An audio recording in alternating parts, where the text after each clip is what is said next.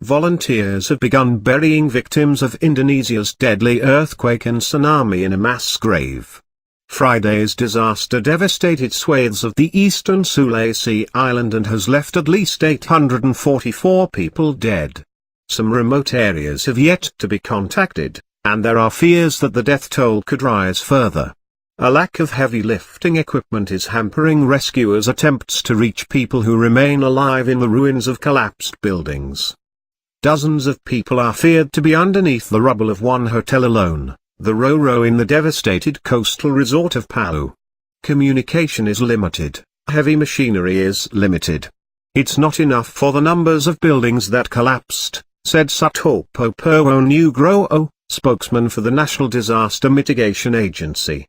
Yeni Suryani, of Catholic Relief Services, said aid agencies were struggling to get staff into affected areas as the main airport at Palu was damaged, landslides had cut road links and power is out almost everywhere.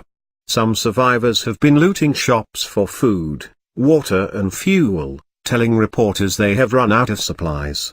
Reuters news agency reports that police are escorting aid convoys to prevent supplies being stolen. In the hills above Palu, volunteers filling a mass grave were instructed to prepare for a total of 1,300 victims to arrive. Trucks arrived with bodies wrapped in orange, yellow and black body bags.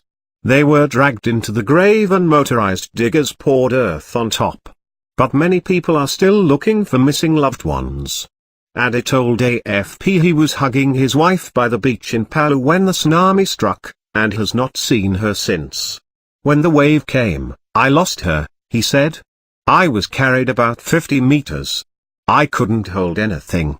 Lying on a stretcher in the dark outside the Mambre Health Clinic in Palu is a 5-year-old girl with a broken leg. She was found alone, Dr. Sasano tells me. We don't know where her family is and she doesn't remember where they live. His clinic has no power and is running out of medical supplies. A few meters from her stretcher bed are rows of bodies in bags.